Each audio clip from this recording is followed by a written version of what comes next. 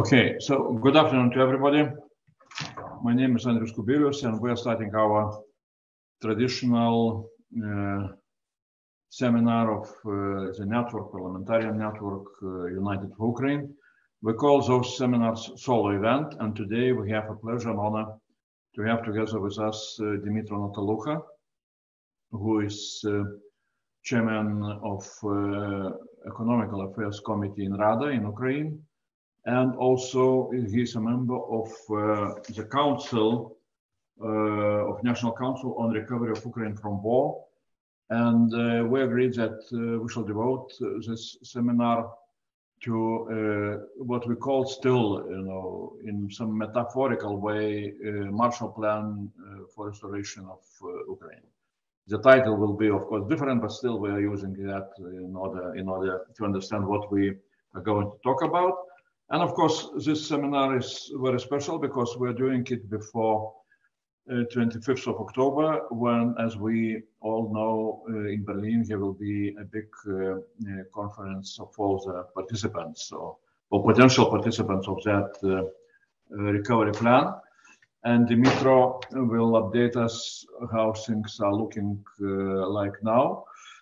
First of all, of course, from Ukrainian side, but maybe also he will inform us what other major international partners thinking about, especially European Union and United States. And as always, our conversation will start with, of course, presentation of Dmytro. He will take as much time as he needs. Of course, we are supposed to end our solo event in 1 hour time. So we hope that Dmytro will leave us some time for questions and answers. And as always, questions should be put on chat. And I hope that the chat this time will work without any technical problems. So that's where we are. And Dmytro, again, pleasure to see you. And the floor is to you. Oh, okay. Thank you very much, dear Andrius, dear colleagues, friends. Thank you again. So without further ado, if you would allow me, I will share my screen. Let's see how it goes. This. Can you see it right now? Is it all right? Can you see the screen? You can show, yeah, continue. Yeah, okay, perfect. So this will be an attempt to assess the current situation in the economy and to try to draw on the potential development of the recovery in terms of making it fast, safe, and strategic. So what should be outlined here is that, first of all, the direct and indirect losses of Ukraine are, of course, overwhelming. Unfortunately, as you might have seen in the recent couple of days, Russia keeps on bombing Ukrainian infrastructure and making blows to the Ukrainian critical infrastructure and energy infrastructure. And those are mainly civilian objects. So in the last couple of days, all the bombings have not hurt a single military object or a military serviceman. This is critical, but mainly targeted civilian objects of infrastructure. For this reason, we keep on suffering losses in residential buildings, infrastructure, enterprises, social sphere, transport, education, retail, agro, and so on and so forth. So here you see a quick outlook of these losses. I will, of course, share this presentation later. All in all, the estimate of the Ministry of Our Economy and Kyiv School of Economics Institution is 565 billion of euros. Here you see the spread of such losses, and this makes basically the recovery plan in a way unprecedented. Not only because of the huge numbers, but also because of the mass migration, as Ukraine is facing significant shortages of labor market, and it will definitely jeopardize subsequent recovery. And we are experiencing brain drain already. We have a loss of employment, and people are looking for better jobs and a way to save themselves financially abroad. This is absolutely natural, but this puts some fear in us that they will not be able to return if we don't make it fast enough. A recession and deconstruction and destruction they add on top of this problem. You might have seen that the GDP has fallen already by at least 15 to 17% by different estimates. And the expectation is that it will fall more than 30% as a result of the most extensive destruction since World War II. And finally, another global trend, the failure of the supply chains. Not only because after the pandemic, the whole world is refocusing on different areas of production and sources of production, but also because Russia has blocked or destroyed the main trade routes of Ukraine and main supply chains through the sea and through the railways. Now, that leads us to three major stages of the recovery we are willing to undertake: the stabilization stage, the rapid recovery, and the long-term adjustment. Now, when we are talking about the stabilization phase, we are basically talking about stabilizing the economy right here, right now, solving the problems with public finance and the economic crisis, with the recession, with the monetary policy, and stimulating any entrepreneurship that is still left in Ukraine, and inviting as much people and capital back as possible to the areas that are not affected by the war. And we count on doing that by finding alternative routes to unlock exports, to reduce budget spending. There has been a reform launched by Mikhailo Fedorov to reduce the amount of Ukrainian government. We're currently discussing the tax reform, the so-called 10-10-10 tax reform. We are talking about the relocation of Ukrainian enterprises to Western areas and Western regions of Ukraine. We are trying to adapt supply chains, new supply chains to the Baltic states, to the ports of the Baltic seas, to Romania also, through Poland, opening new points and checkpoints on the border. And we are trying to solve the temporary housing problem, because, of course, there are a lot of people who have been internally displaced because of the war. So as soon as we manage to solve these six problems, we might say that the economic situation might be more or less stable. Now, once it's stable, and in the parallel, of course, we would need to do a rapid recovery. And of course, this means not just going back to things as they were before 24th of February 2022. We don't think that is possible anymore because of the scale of destruction. That means maximizing the output from what is left, and creating new enterprises that might be as modern as possible to, again, maximizing the effect in the production. That is therefore the modernization here, new transport routes that will be shorter because and more efficient, because some of the core strategic enterprises have been destroyed, and those existing transport routes are not reliable anymore and not relevant. We're talking about energy diversification. This is something that the whole Europe has felt as a major threat when you depend on a single energy source like gas. So we're talking about solar, we're talking about hydrogen, we're talking about nuclear potentially, and so on and so forth. Hence the energy efficiency, the same idea that is interconnected with the energy diversification. In terms of rapid recovery, we want to recover buildings, creating safe spaces, just as in Israel. So providing bomb shelters in as much as possible in new offices, in new residential buildings, premises, so that just in case people will not face again any problems or issues finding places where they will feel safe. and of course, focusing on security and defense, because as we have seen, unfortunately, if one country decides that all the international law, humanitarian law is worth nothing, then the only things that might stop it are the armed forces.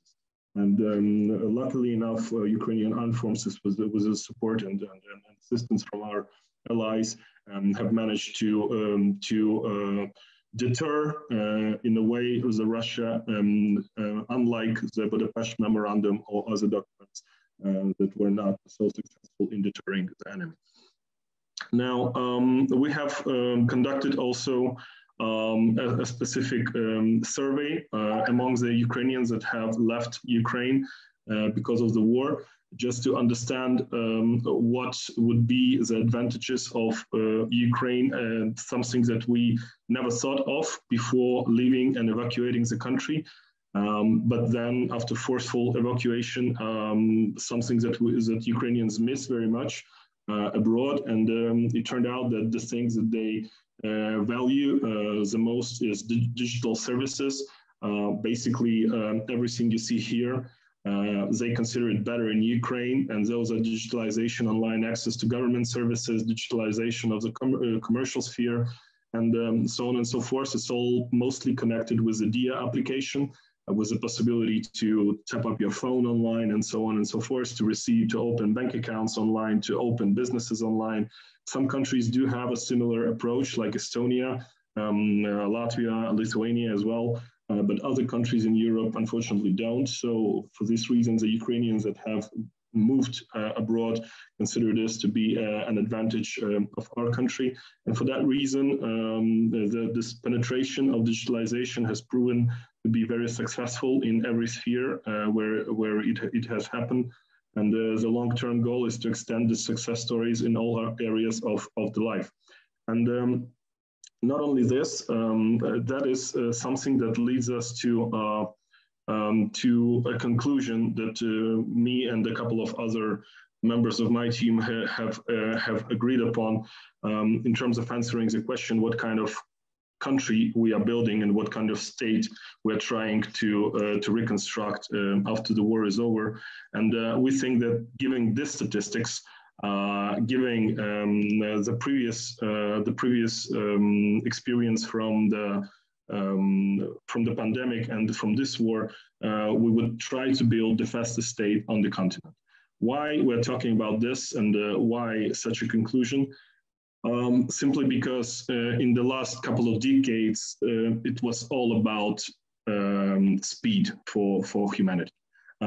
We have been always trying to maximize the speed of everything we could touch, from calculation to transport, transactions, everything. And this intensification of the speed, the velocity of the processes have touched upon everything, every single aspect of human life, except the state. And we think that this is something that has to be improved, but also because there is a very mathematical answer to this question. If your economy is worth $100 and it falls by 50%, it's worth now $50. But if it raises by 50%, it will be worth only $75 because 50% of $50 is $25. So that means that we will have to grow at least twice faster than we have been falling. And for that reason, speed would be paramount in this circumstance. Now, what would be the main factors of a fast state that we attain and we aspire to build? Low transaction expenses and high transactions intensivity. So in terms of low transaction expenses, we're talking about an economy that cannot be regulated, over-regulated, little capitalized, and where the economic growth is slow because of high transaction costs, which in each step of the economic cycle hinder development. So we're talking about high taxes, we're talking about corruption, we're talking about difficult bureaucratic procedures, inefficiency in the state machine, and everything that is non-digitalized. It's impossible to imagine those things in a fast state. Hence is an answer to the question why digitalization is so important. because digitalization hinders this transaction expenses. It reduces them very much, and it allows the state to operate faster, thus creating less stress for the citizens. Now, the second pillar is high transactions intensity. We're thinking, and we're arguing that the faster processes in a small open economy, they are better, and the lack of the capital is compensated thus by the intensity of the transactions, and this triggers economic cycles faster and faster. These again can be achieved by removing regulatory barriers, digitalization of all processes, stimulating reinvestment, government flexibility, raise of insurance, and so on and so forth. So what we're trying to say here is that this is the main economic narrative that we're now trying to persuade upon the president, the government, and other stakeholders of Ukrainian reconstruction. But one thing that the fast state provides is that if you accept this narrative, if you put it on your flag, if you're saying, yes, we're building the fastest state, or we're trying to build the fastest state on the continent, it means that nothing can be as it was before the war. Because there should be no corruption at fast state, because corruption is a transactional expense.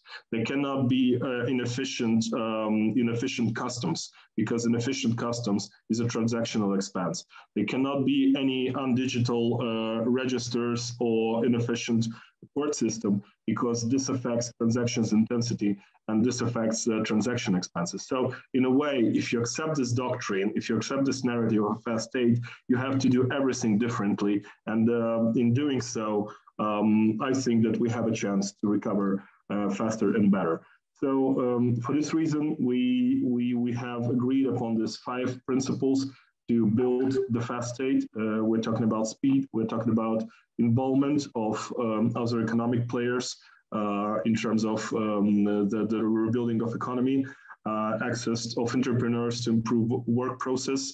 We're talking about certainty of rules for everyone, something Ukraine has been lacking for quite some time, and predictability, of course. This is the same, goes here. We're talking about efficiency and the optimization of all processes. This goes back to modernization. I've been talking previously about this. And automatization. This is a transition to simplification and the automation of processes whenever is possible. This goes well with digitalization. It goes well with cashless economy, which reduces in its time transaction expenses and increases transactions intensity and makes the economy as transparent as possible and thus corruption-free. We're trying to adopt a mission-oriented approach when we set specific missions in different sectors, in human capital, in factors of production, in industries. Then we set targets, like here, development of a social base of healthy, protected, population with working qualifications and opportunities for realization. And then we're picking specific industries and trying to see which projects in these industries might be helpful to attain the targets set in the missions. So it goes from the bottom up and from the up to the bottom. So the government here takes an approach of a mission setter. So it sets a specific mission, it defines specific targets within that mission, and then it says, okay, so the mission is the following, and probably those sectors that we are describing right now will be involved in the realization of this mission in terms of the accomplishment of the targets. So let us find specific projects in those sectors that the government will be able to support, that the government will be willing to push forward, and that will contribute to the attainment of the targets and the realization of such missions. And for here we go to we switch to an international approach to this mission-oriented approach that we're trying to adopt right now, is to involve foreign governments into this process of developing joint missions, developing joint targets, and creating joint projects in specific industries that will be helpful to attain those missions and those targets. This is something we are calling the Brussels plan, together with Andrius, who've been talking about it for some time, which basically means speaking to the national governments regarding specific sectors or industries of the Ukrainian economy that might be interesting to the national governments, and making the reconstruction project not a charity project, but a partnership project. And this goes well in line with this mission-oriented approach. For example, if Ukraine says, listen, guys, we need online click business or fast state services here, then we go to, I don't know, Estonia, for instance, and say, look, guys, we have defined this mission, and we want to develop a number of projects which will be connected with this target. So we know that you're very powerful and you're very strong in this. Don't you want your enterprises to enter the Ukrainian market, create those projects? We will create you the best conditions possible, and together we can try to attain this target. The same goes for energy, for example, and the fast infrastructure. The same goes for any sphere that might be interested to a specific government, to a specific country. We can talk about the nuclear with the French. We can talk about the hydrogen with the Germans. We can talk about space industry with the Czechs. Every time we're talking about this, we're not just talking some metaphysical kind of discussion. We will be talking about specific projects that will align with specific targets set up on a mission by the Ukrainian government that will be, I hope, agreed upon with our allies and our partners abroad. This is in short the things that we have in our minds. I will be sharing this also with the president soon, hopefully. Two main things that I want you to take away from this presentation. First of all is the fast state concept. It needs to be adopted as an official government policy. And if this happens, there is no way of returning back to the approaches that were there before the war. And this is simply, a lakmus paper to test all the new policies on whether they make the state faster or they don't. And if they don't, it means that they're wrong in a way, and we should improve them. This is the first thing. And the second thing is that this fast state concept is possible with a mission-oriented approach only, which is deeply interconnected with cooperation with the foreign partners in terms of making this a partnership, together developing specific projects in specific areas that will help us achieve results and specific missions set by the authorities together. Thank you. Well, thanks a lot, Dmytro. Really impressive presentation and impressive ambition. I am again, suggesting everybody who has any questions or remarks to put them on chat.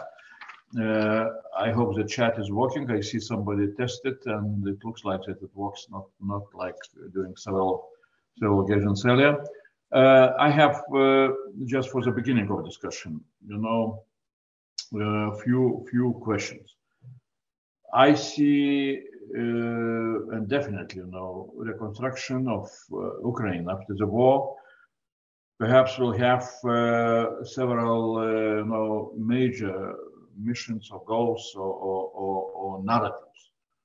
One is to restore, to reconstruct, to rebuild major infrastructure, what is really destroyed by the war, by Russian aggression. And the second is what you spoke quite convincingly, I would say, reconstruction of the state, which is not maybe, destroyed by the war, but which has a lot of old habits, not ready for fast, fast state and so on and so on. So that's very important. It's really always, I'm saying that the crisis which Ukraine is facing now with the war is very good, factor to push, deep reforms in the whole state arrangement. And of course, the last one, which you did not maybe spoke about, it's very much perhaps connected with the second reconstruction of the state. It's issues connected directly with EU integration. You know, that all the reforms which you need to do in reconstructing the state, not so much perhaps connected with infrastructure directly, but reconstruction of the state also demands in some kind of alignment with EU requirements. How much? My question is very simple. As you know, we are following this debate as very important debate, and here are ideas and proposals, you know, from experts from different institutions, academical people, and also, you know, different think tanks. You can see, you know, some kind of EU approach, which was published by Commission in its communication back in May. Then I saw American Marshall Fund, you know, George Marshall Fund presentation about American approach. And now you spoke. How much, because you devoted your attention to this reconstruction of the state, how much you see that this is also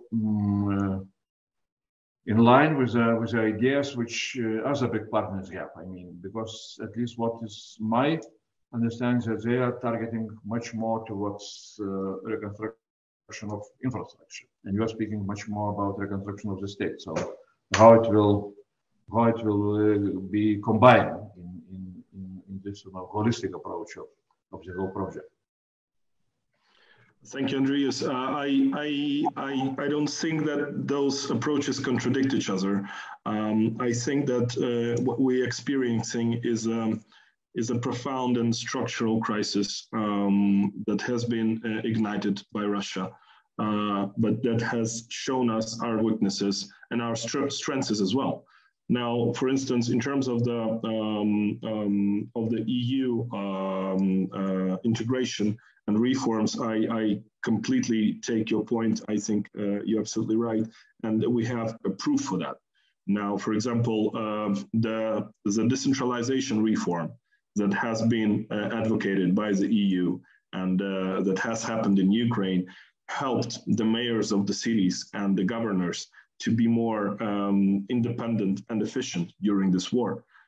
So in a way, we can easily say that this institutional and structural change in terms of Ukrainian government has allowed to attain specific military goals and infrastructural goals during this war. So first thing to say is that, of course, we are talking about a process of reconstruction and modernization, not just of the infrastructure, but of Ukrainian state in place and not contradicting the EU integration process.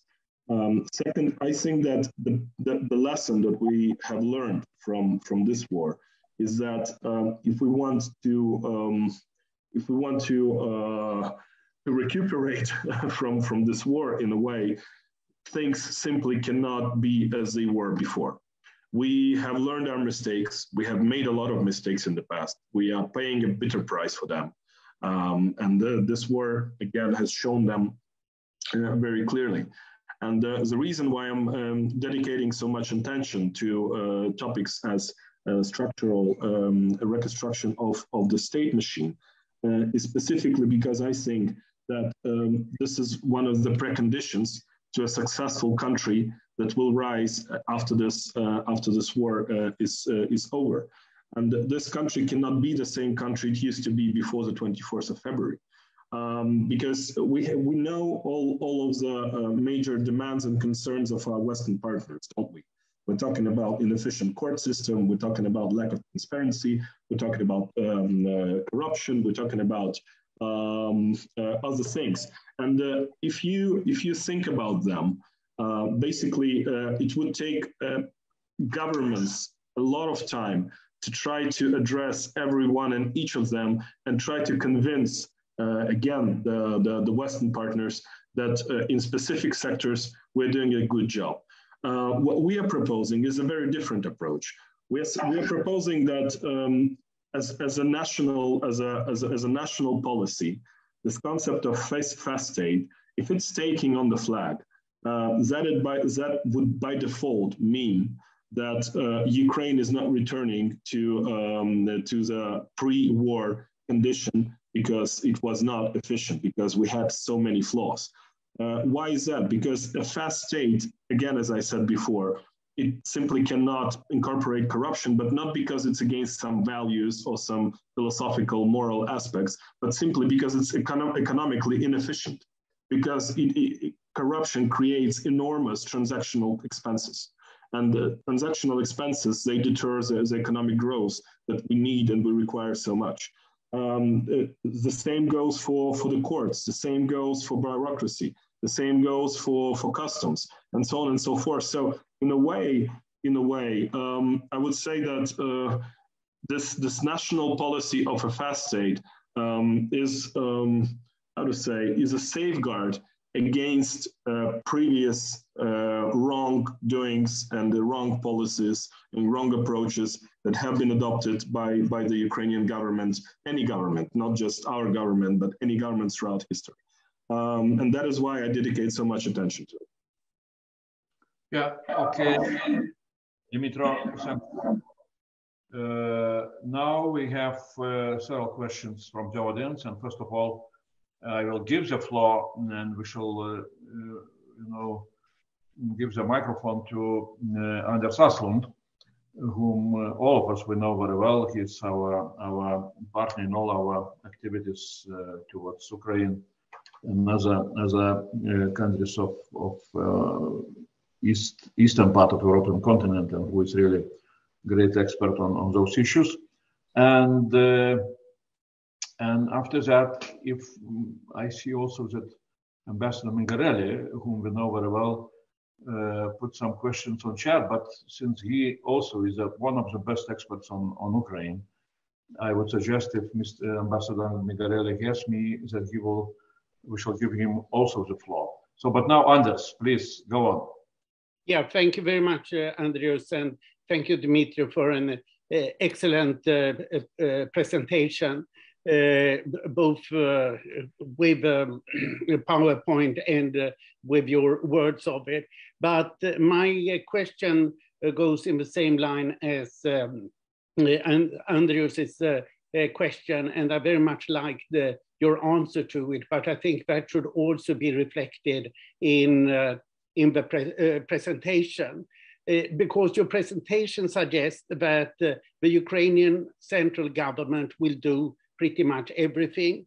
It, without saying so, it implies the myth of an efficient technocratic government, while the opposite is true. The big problem in the Ukrainian economy is really the central government that takes enormous time to make any decision. And when the decisions are made, they are often made in a non-transparent fashion, and they go through ministry from ministry rather than having been decided quickly. I mean, a typical administrative decision by the Ukrainian government takes half a year. That's not a fast state. And I think that you should formulate it in other terms. The word or one of the words I miss in your presentation is improved governance. I think you should put up that you use the word certainty instead. I would change the word certainty to rule of law or judicial reform, because that's really what should be put in the first place. That is the improved functioning of the central government, improved governance, and improved rule of law, so that property rights are certain, and that requires a fundamental judicial reform. So these are my 2 points, and that of course implies also EU integration, as Andrius mentioned. So a foreigner like me, a foreign observer, looks for these words: rule of law, improved governance, and they're not in your presentation. And what you mentioned about decentralization, the EU rightly considers this the great success of reform in Ukraine, and they have been involved in it. It should be there. And it should also be somewhat clarified how decentralized authorities, regions, and localities, municipalities will play a role, because that's quite important. And what is missing here is the role of the private sector. It should be somehow stated. So I think what you had was by and large excellent. But my point concerns what is not there, and I would call for governance as a major word with rule of law and a less technocratic approach. Thank you. Thank you, dear Anders. Andreas, do I have a minute to? Yeah. No, I really very much appreciate it, and I think those are great comments. We will incorporate the rule of law and the justice reform, even though I have an impression that we had something similar. But the role of the private sector, yes. So one thing I want you to think about. So the way we see it, and the way I personally see it, is the following. So imagine an airplane with propellers, right? And if it's static and if it's slow, you can see it and it's right there, and it doesn't create any value. But if it turns around as fast as possible, it becomes almost invisible, and it creates a specific force that puts the airplane up. Now, the same goes with the government. If the government is static, if it's not dynamic, if it's very slow, you can see it perfectly. It irritates you with its presence because of the inefficiency, and it doesn't create any added value. If the government becomes as fast as possible, it disappears in its efficiency. And then you can see it, and it creates added value for every citizen. So this is something that we have in mind. It's a very metaphorical kind of approaching it, but just for you to understand. Now, this means that all the problems you touched upon, the improved governance, the rule of law, the role of the private sectors, and the certainty, and so on and so forth, they are an integral part of the speed that should of the force that should make this propeller move as fast as possible, to make it disappear in its efficiency. So another argument that we have is that if the government is efficient enough, the talks regarding its size will disappear. There will be no talks about big government, small government. If it's efficient, that is enough from it. So I will of course, incorporate in the presentation, and I thank you again, dear Anders, for the suggestions, the specific bullet points you mentioned and the specific topics you mentioned. But the answer was just to give you a feeling of what is inside our heads when we are delivering on this fast state concept. Thank you. Okay, now, as I said, I would like to give the floor to Ambassador Mingarelli. Yeah, thank you for this presentation. Just a few and modest comments. First of all, as it has already been said, it is absolutely crucial to link the modernization and the reconstruction process to the EU integration process, which should start rather quickly. And there are very specific ways to do so. Second point, it would be useful to have a clear view on the governance body, which will overview this recovery plan. And in this governance body, you should not have only on the Ukrainian side the central government and the Rada. You should have as well representative of the regions and representative of the civil society. Third point, it would be important to have as quickly as possible a clear division of labor between the main donors. Otherwise, you run a risk of a big confusion when the reconstruction will start. And it would be important as well to coordinate the conditionality which will be applied by the main donors on the disbursement of the aid. And last point, please put in place, even before starting the reconstruction, a very clear monitoring mechanism to ensure transparency, accountability, and sound financial management. Thanks. Yeah, I just would remind that Ambassador Mingarelli was EU ambassador to Ukraine, so he knows very well Ukraine, but also he was leading reconstruction implementation in Western Balkans, so he knows also reconstruction. But now, Dmytro, please go on. I think that, thank you again, very, very fair, not so modest, I would say, because they're really priceless comments from Mr. Mingarelli. In terms of the clear division of labor between donors, I think this is a critical point, because what I have personally seen in Lugano, and I was not one of the panelists, thanks God, is that different donors had different views on the reconstruction. We have heard from IMF, we have heard from the EBRD, we have heard from World Bank, and in a way they were talking about as the same thing, but in a very different language and in a very different kind of projects and assessment. So I think that this suggestion is absolutely critical, and it tackles this issue that I'm talking about that we have observed in Lugano. In terms of the governance body, absolutely. I think it should include not just the representatives of the regions and NGOs, but also the major donors, institutional donors, because as I mentioned, in terms of the mission approach, mission-oriented approach, we will have to synchronize the missions, the targets, and the projects within specific industries with the national governments. At least, I mean, this is how I would see it. And this synchronization would definitely require the presence of the Western party in the governance body.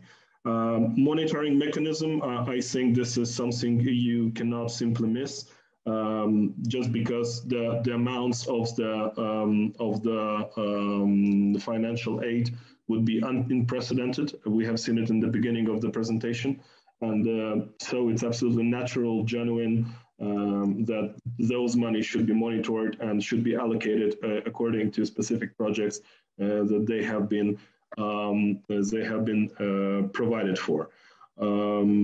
I think I've touched pretty much on everything. Yeah. Okay.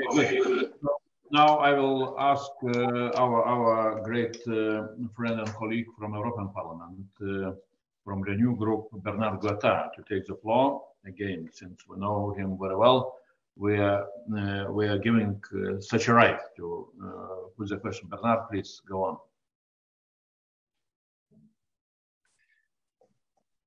Yes, can you hear me? Okay. Yeah. Okay, perfect. First, thank you again for your presentation. It was clear, enlightening, and quite convincing. I would like to ask you now two questions.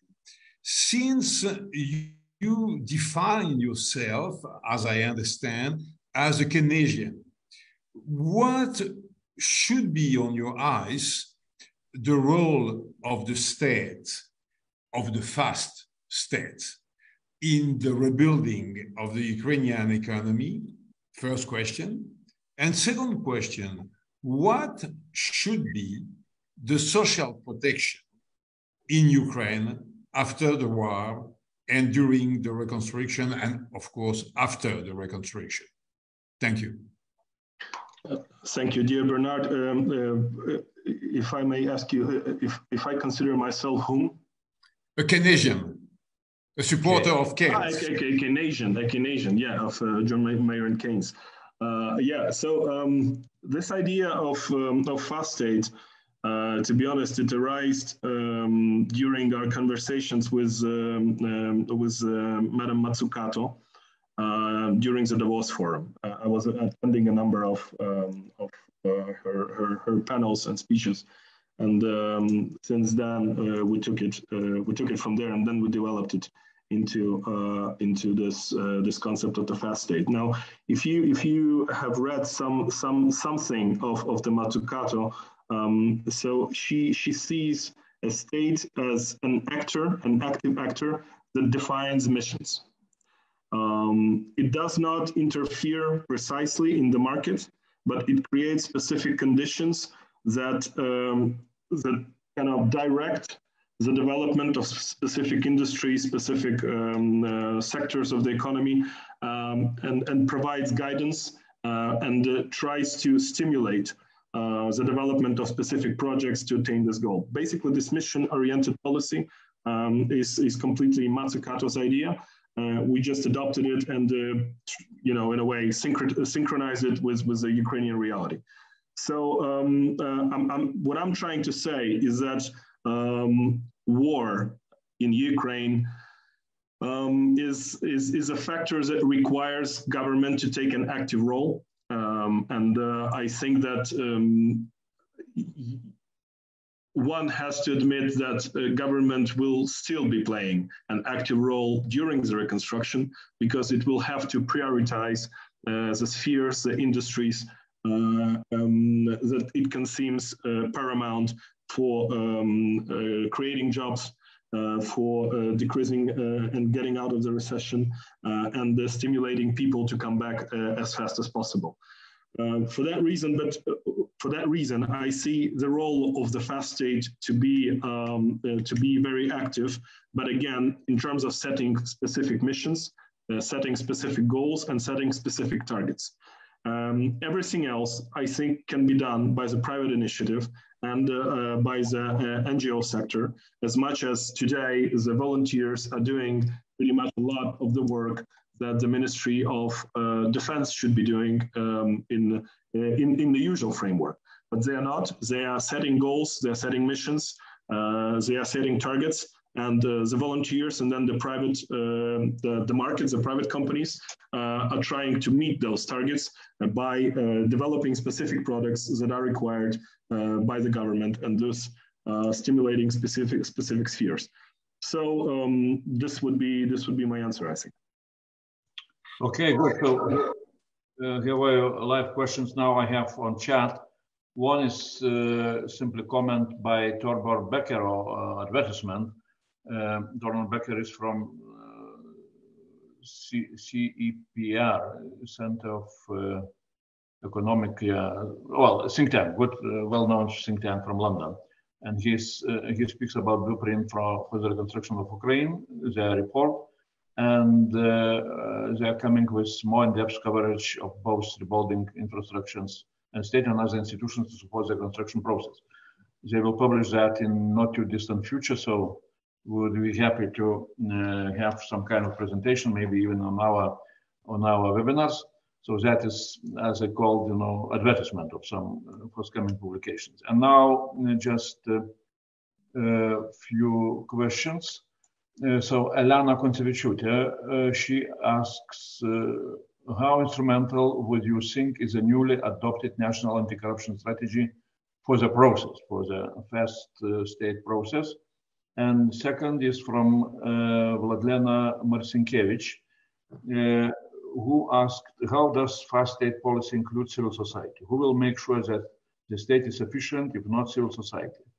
Thus, the state transparency and accountability is key. So what would be your comments on that? Let's start with the last one. I think that the suggestion by Mr. Mingarelli to introduce a monitoring mechanism is absolutely correct, and it involves a very active role of the civil society. For the simple reason that we need somebody who is impartial in terms of monitoring the expenses that have been provided or will be provided by the partners. For this reason, I see a very direct involvement of the NGO in this fast state as a safeguard that the policies adopted by the government, by the parliament, or by the president are in line with this fast state, and that are indeed achieving the goal to make specific sectors, if not the government processes, faster. So this is concerning Zangio. Now, concerning the first question was on the, dear Andrius, help me out, please. Yeah, I can. National anti-corruption strategy, which is, as I understand, Ukrainian new strategy to fight corruption. Yeah, but as you all will know, this national anti-corruption strategy has been drafted and developed in very close cooperation, if not supervision, I would dare to say, with the Western partners, and have been implemented and adopted by the Parliament. For that reason, I think that this is a very strong signal that we are on our way to tackling corruption. And I think that during wartime, we specifically understood how important it is to have, the trust of our partners that all the aid, be it financial or material, is being distributed according to what has been planned. Because if we lose the trust, of course, of the corruption as well, then I'm afraid we will have a very hard time, not just in conducting this war, but in reconstructing the country afterwards. Thank you. If I may, I would add here additional question, and then I see one of our colleagues also raising the hand, so we shall give him the floor. But on speaking on corruption, I'm always wondering, and I'm not so sure that all the time Western advice how to fight corruption is the best one and most efficient, because usually what EU is suggesting is to create some additional institutions or to strengthen those institutions, and that is really very important to have strong institutions. But I'm always wondering why, for example, among other Eastern Partnership countries and partners in all that fight against corruption in the east of Europe, several countries did quite remarkable progress, at least if you look into Transparency International indexes. I have in mind, first of all, Georgia, which during Misha Saakashvili time managed to raise up in those indexes very high. And if I am correct, really at that time, government was exactly targeting how to become fast state or whatever, or really very, they were doing great advantages in those, doing business. World Economic Forum, rankings on doing business, that was very famous ranking, and they did really great job in making much better conditions for the business, and that then transformed itself into very good progress on corruption. It's the same. I don't know what is the reason, and I'm always asking my colleagues, do anybody has any kind of answer? When Pashinyan won elections in Armenia, also suddenly, remarkable changes in Transparency International indexes, which shows that really Armenia made huge progress.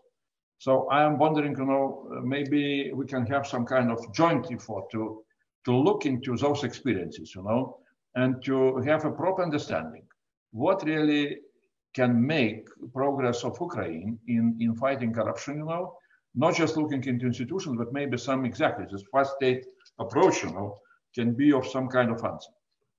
So if you can, yeah. Andrius, I think that you touch the very fiber of the idea, the very essence. You all might know, ladies and gentlemen, that I've been working with Misha, with Saakashvili, for quite some time, I think almost 4 to 5 years in general. And in a way, I think I was contaminated by his ideas of the efficiency. Misha was definitely a precursor or a herald, in a way, of this fast state approach, because if you think about his most successful reforms, those are basically the reform of the customs, which simply became as fast as possible. And if you didn't meet, if a customs officer didn't meet a specific time norm or normative, it means that there is something going on there. So in this way, the speed concept, it really was dominant in taking out the corruption, because the normatives were, if I'm not mistaken, 2.5 minutes per car, or maybe even less. And if they were staying there with chronometers and literally trying to assess the time that every car was going through the customs. And that means that in a way you don't need anti-corruption institutions when your regulations do not promote corruption. And this is specifically the idea of a fast state. We're taking corruption as an economic deterrent of growth and development. This is a liability and a transactional cost. It's an expense. So I think that the success of Georgia was specifically an introduction of a faster approach in the government. Everywhere and everything they did, they were very proud that they could open a business in less than a couple of hours. Isn't that the increase in speed of the government? It is indeed. They were very proud of one of the fastest customs in the world, and I'm using the word fastest, not just for accident. So in a way, as I said, this was a precursor of the fast state. They kind of came to the same conclusion, but did not conceptualize it. We are now conceptualizing it and trying to apply it as a national policy. And this is our goal of me and my team. Yes, thanks a lot. The last question comes from our Lithuanian colleague from European Parliament, from Socialist Group. Jozas, please, floor is yours. Thank you, Andrius and Dmytro, indeed, for a very impressive presentation. Good luck for implementation of that. My question is going about the coordination or centralization and decentralization of implementation of such kind of project. Because you mentioned that it's very important, the infrastructure, particularly after the bombing in these days. How planning or coordination and timing of this reconstruction can start it? Because we know that a lot of the cities have the system, cities in different places and planning to start this reconstruction in the regions and everywhere. How you see and how you planning to organize this some kind of the coordination, being some quite in the fast way of reconstruction. Thank you very much, Franz. Thank you, dear Joseph. I think that we are currently discussing this with the government. There should be an interministerial body that has to be established, together with representatives of the major donors and of the institutional donors in it, that will be defining the priorities in terms of the reconstruction process. So I would divide the approach into three chunks, if I may, according to the priority. Number one, the first chunk is something that requires immediate attention and immediate reaction. That is something to help the Ukrainian army advance, equipment, bullets, uniform, whatsoever force, and something that requires the Ukrainian energy infrastructure, water infrastructure to be repaired and to basically provide a normal life again in the Ukrainian cities and villages. The second chunk is the humanitarian aspect of it. Is basically providing as fast as possible everything that the ordinary people who have suffered the war require SAP as soon as possible. Food, water, energy, again, gas, housing, clothes, and so on and so forth. And the third would be stimulating economic activity and economic growth. I think that this is a very simple matrix which can be assessed by an interministerial joint team together with the representatives of NGOs and representatives of institutional investors, depending on what is the priority and what is the necessity. I think they will be coordinated, those projects that fall under the first, the second, or the third category. And Dmytro, sorry, that was the last question, but still we have on chat from Evgenia Zasatko. Very precise question. The fast state seems to focus mostly on the economic parameters. But what about the environmental component? She's from EcoAction NGO. Can you a little bit elaborate on that? And we shall conclude. Yeah, this is very important.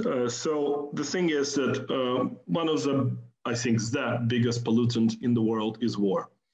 Not just the action of war, but also the production of war equipment, the production of bullets, of weapons, and so on and so forth. And this is something that everyone should realize. The faster this war will end, the faster all of us can return to sustainable development and meeting targets like COP26, like the Green Deal, and so on and so forth, because money would be redistributed to something else than military equipment and fighting this war. This leads me to the following conclusion.